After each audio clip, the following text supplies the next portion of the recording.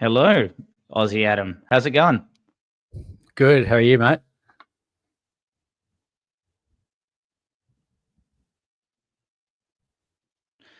Yeah, so this is going to be a little bit different from the regular topics because, we've got one more match at Goodison Park. Adam and I have been overseas. It's a little bit difficult for us to go, and I'm sure the any season ticket holder or anyone that can get to the game, it's going to be quite a unique situation, quite emotional.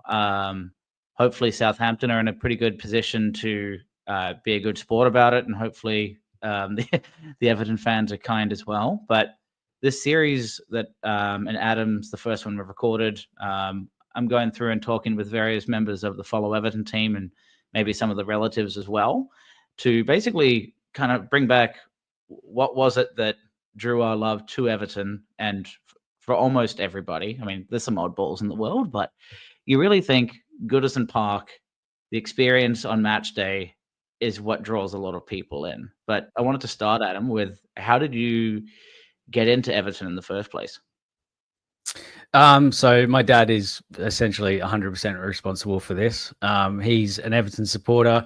I'm actually first generation Australian born in Aussie, and so is my brother, my younger brother. But my dad, he's a Everton supporter. My mum's actually Liverpool, so there's a bit of rivalry between our family on sort of both sides. My whole mum's side is all Reds, and my dad and a few of his side, even his brother's a Liverpool supporter. So there's a bit of rivalry even between him and his brother. But yeah, Dad basically was always supporting Goodison Park. I think one of his cousins, when he was younger, took him to a game, and then I think since then he's become a Blue. And then that's why I've sort of, I mean, I have a younger brother, but he couldn't really care for any real game. If he's whichever team looks like it's the most entertaining, he'll probably back or whatever. But I'm obviously pretty passionate about Everton, and my dad took me to my first ever Everton game as well, just as I sort of graduated from high school. So that was a bit of a reward for that. So I've only ever been to one game, and that was at Goodison Park, and the feeling was unreal. So that's essentially why I'm a Blue. Yeah, so we're going back to that, and it was a pretty unique time. I'm going to talk to Adam as if I don't know the full story, but I was there with him, as you can see in the in that photo. That's kind of the graphic for this segment here. So Adam and I had just finished high school. It was the end of 2007, somewhere in December. Yep. And it was opportunity to celebrate us graduating high school. And your dad, Derek, took us to meet his mum and his friend Richie, and we were in Netherton, I believe it was, and we were in that section of town. And we had a unique opportunity. Of course, I at this time didn't have any true affiliation with any Premier League team. You watch teams stay up and you get bored of watching the same four teams win, so you don't really want to feel like a fair weather person to get into the sport. So, and Adam, of course, had been a true Blue this entire time at this point. And we're in Liverpool thinking it's cool just being in a colder climate instead of just being in the hot sun. And Adam, I think it was your first time in England. So we're there, we're in Netherton. Yeah, it was, hanging out with your rallies. You pick us up from Manchester. And then your dad coordinates for us to have a stadium tour, if I remember correctly. And we met, was it Ian Dixon? I'm trying to remember his name now. Ian Hickson, I think it may have been. Or David Hickson. Yeah. We got to meet him, and he was our tour guide. So I think that was a pretty unique experience for both of us, getting to see the stadium. What do you remember of that tour? I remember walking down the Goodison Tunnel and all that sort of stuff. We went into the changing rooms, and we met all the players as well. So my dad's cousin was one of the youth academy coaches, Ian Lavery, and he organised for us to meet all the players and everything like that. So he had some pretty strong connections with the club. We literally I sat in David Moyes' seat, and David Moyes was actually the manager at that point in time. So, and now, however long it is now, since when we were there, he's now manager again. And we've gone through so many managers since that time. but now obviously he's Everton manager in the end. A couple of Goodison Park games. We've only got a couple left now, so it's sad, but it's also exciting at the same time. But that stadium tour, like, I was sort of just in awe and I'm a little bit speechless and didn't really know what to think at the time. And I just thought it was just so cool. Like, even just seeing a player come out and train and watch him in the flesh and all that sort of stuff. I was just like, I didn't really care if we win or lose. It was just the whole experience was awesome. So, and it was wicked to be a part of that. And then at the time as well, we had Tim Cahill playing, which is, of course, he was Australian and I'm Australian. So it was, one of the Everton greats at this point in time. So he's just like, it was so cool to, I actually got to meet him and speak to him. And I do remember a game, I think it was a couple of games before we went there. And it was the Sunderland game that we were there for. And Everton were versing Chelsea. Wasn't it? Yeah. And he scored a bicycle kick, and I was just like, I said to him, that bicycle kick that he scored was absolutely unreal. And he's like, "Oh, did you like it?" I'm like, "Yeah, I absolutely did." It was awesome. So just getting meeting to just to meet him as well. And we met Arteta and Osman and all these legends. Arteta's now obviously manager of Arsenal, so he's done quite well for himself. We met players like Ikubu and I think Andy Johnson as well came through. And I think we also met Seamus Coleman, Leighton Baines, showing Masama's shirt, and had two Cahill shirts, an Aussie one and an Everton one, and he signed both of them as well. And, it was just an unreal experience, once in a lifetime experience, really, which we're really fortunate to have been a part of. And as obviously with my old man, and then your dad, Chris, as well, he was there, and yourself. So it was just a really, really cool experience. Because, I think that we did this over a 2-day spell. I think it may have been the same day, but I think we toured the day before match day. I think it was like the Friday. And I remember seeing, when we went into the changing room, it was like all these dirty clothes on the ground. And it was the weirdest thing to see Dave Hickson grab the sock, sniff it, and say, "Definitely Cahill's," and put it back down. And you're going like, what a weird kind of culture. You have this kind of I didn't remember that ingrained, and it was I didn't remember that, but it was it was an awesome experience, wasn't it? Yeah, and do you remember even going into the front offices, the carpet was intricately woven in with the Everton logo, but it was all these newer stadiums that were coming along, and you could feel the vintage and personal touch. It felt dated, but there was something cool about it. Even the offices when we went in for that tour, I thought it was really interesting getting to that touch of the stadium, and we may not have that feeling again, Adam, at the new stadium. Yeah, that's it too. But as soccer is always evolving. It's changing the style of the game. It's you can see teams like Man City and Pep, and the way that they play is a little bit different to what they used to. Soccer was traditionally played like, traditional number 9s and all that sort of stuff. You can just the style of play and the formation is changing. It's always evolving. And soccer is evolving quite a bit, even since we were just last there. It feels like it's definitely evolved.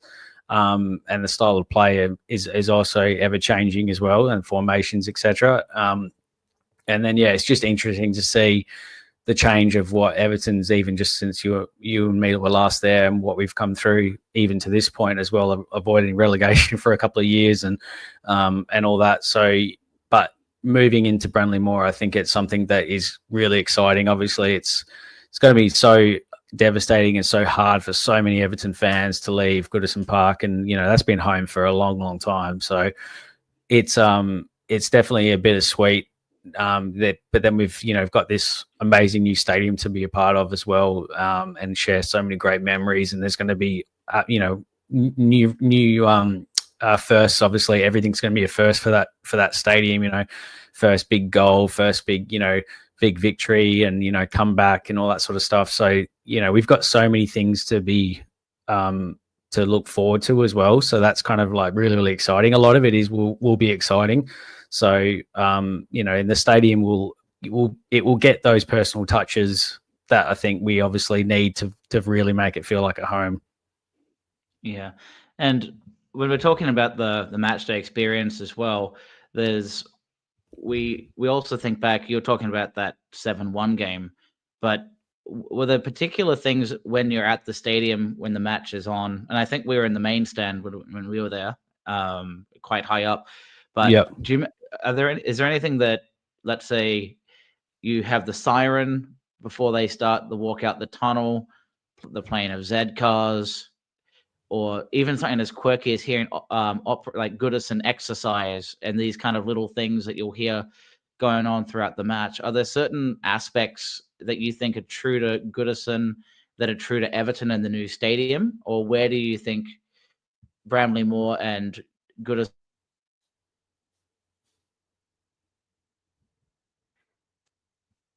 I think you just cut out.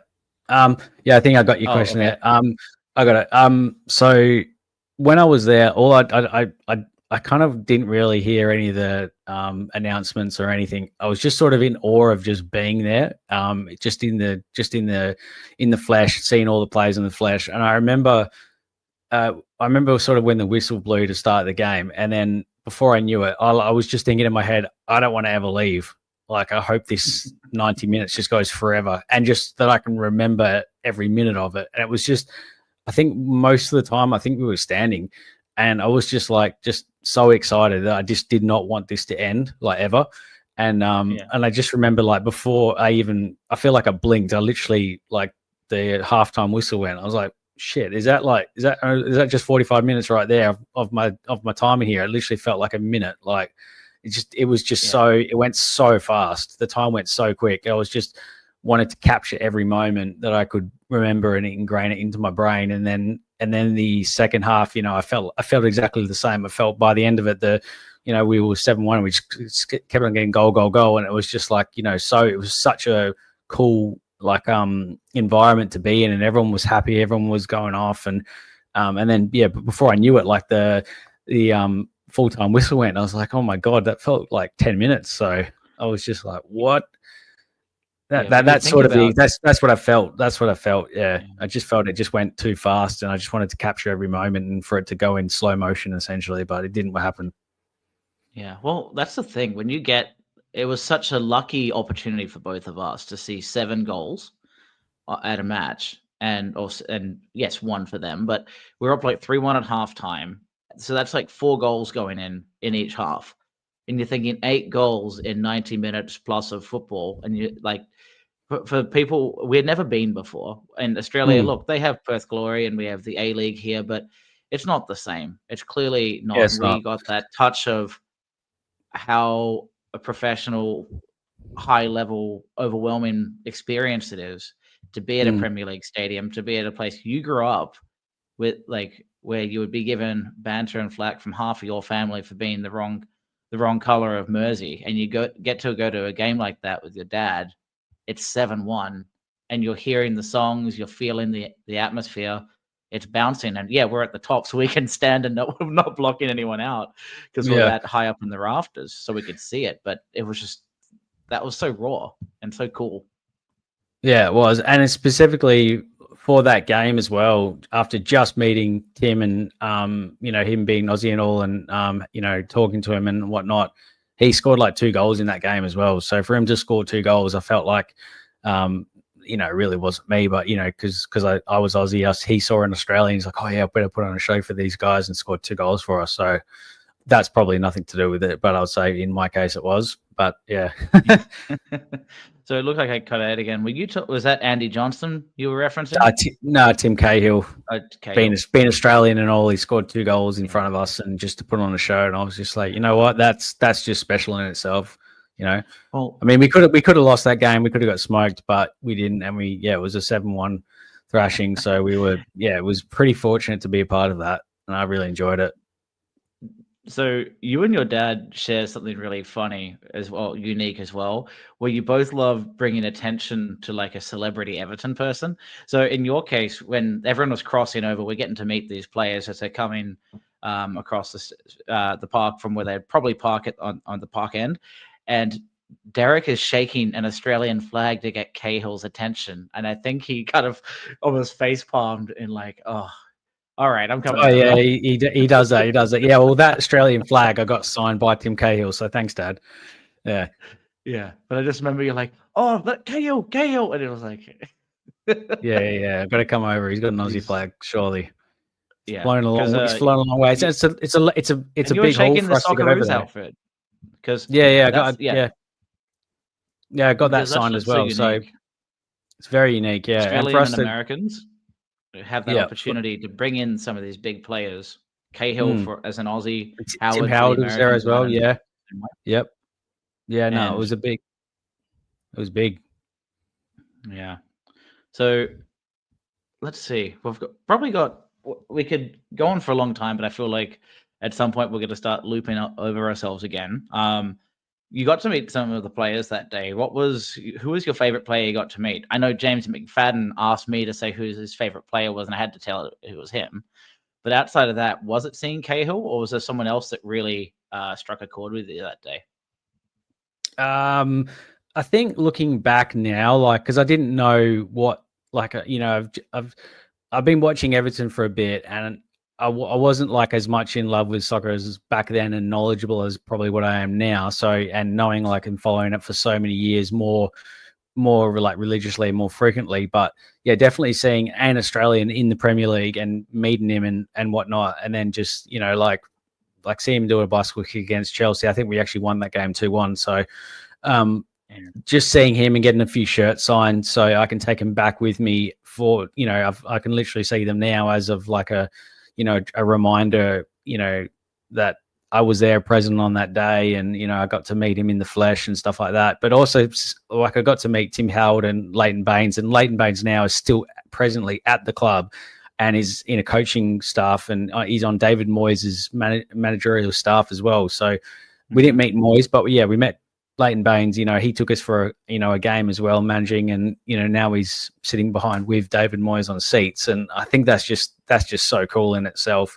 And he's probably going to, I don't know if he's going to join him in, I'm assuming he is when he goes to Branley-Moore, he'll be on his coaching staff. I don't know, but that to me now, not knowing then what Leighton Baines was going to mean to the club and to Everton fans, and now him still being presently at the club in kind of a really cool, unique role I think is really, really cool. So then I didn't know that was going to happen. And looking back now, that's actually really, really cool that I got to meet him and all that sort of stuff. Andy Johnson was a pretty cool person to meet as well. Very like an English player and, a really cool striker. He scored a lot of goals for us. So actually someone like that would be really, really cool if we brought in a player like that sort of caliber, like Andy Johnson. He was a really good player for us, and Yakubu as well. Like Yakubu was a big player. Pinar as well. Like Pinar was up at the time.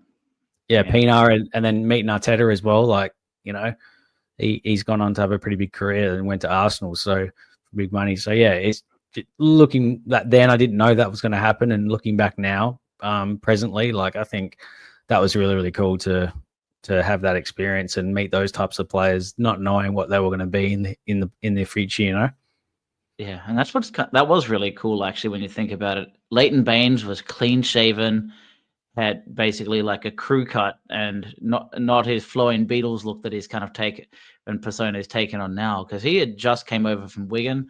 Don't think he'd even had a minute in the Premier League, but he was hyped up. Similar for Jagielka actually. So we had this new wave. Yeah, Jagielka as well. Jagielka we met. Yep, Jagielka and Lescott was Yogo was still there. Yeah, Julian Lescott as well. Then he went to Man City. So we didn't know how big these players were going to be. And this team did quite well. I don't know if Cameron Morales was there at the time as well. I think he might have been. Not yet. Yeah. But so the stuff for us and for you in particular, Adam, since this is an Adam focus, they've been starstruck seeing these players, realizing later on how impactful they are on like almost like your emotions. It happened later on, getting to realize how lucky you were to meet some of these players at that time and to feel that atmosphere that it's larger than yourself on match day. Now us moving to Bramley-Moore and realizing it's the last match, what do you want to see, or what do you feel needs to happen on the final day for you to feel it was a good send-off for the Blues at the Old Lady? I just want to see like a lot of raw passion in the players, like fight, determination. I want to see a bit of like like quality. Like I want to see people step up. I want to see people grab it by the balls and say, like, I want this game. We're winning. We're having a good send off. I want to see good quality. I want to see, I just want us to. I want us to play well. I want us to have the the final word saying this is what this club means to us. Because so many Everton fans, I'm sure, want that exact thing. We want to win this game. We want it to be a good game, a big win. We want to see some goals, but we also want to see some quality as well, so we can see, what we can produce and what we can produce next season in our home grounds, which will be Burnley Moor. So we want to see a future, and we want to see players that are going to be a part of that future and say, like, this is going to be our time. This is going to be our club, and we can see something that we're going to build on, if that makes sense. Yeah. And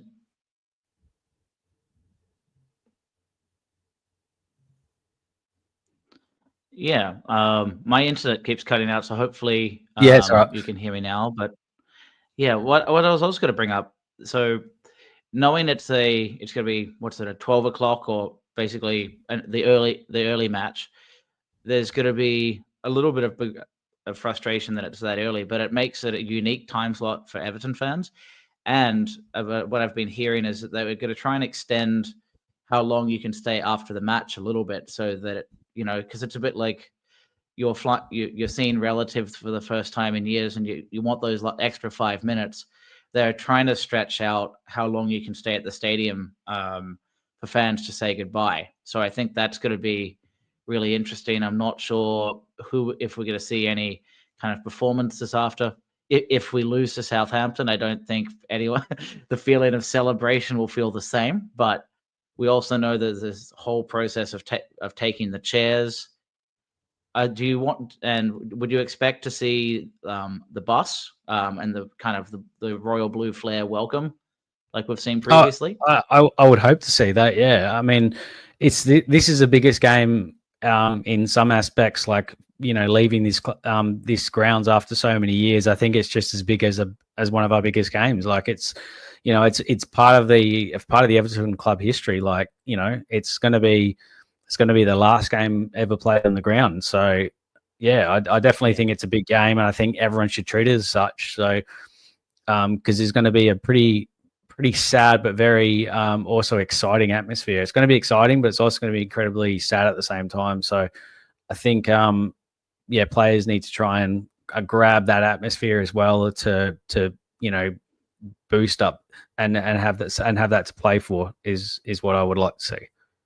Yeah, I would like to see Coleman on, but I imagine what you need to do is make sure we're up by a couple, or if Patterson's having a bad half. But we're talking, we're pre-recording this, by the way, everyone, so we won't be able to respond to your messages live. I might be in the forum as Aussie Chris and can chat to you, but these are all pre-recorded.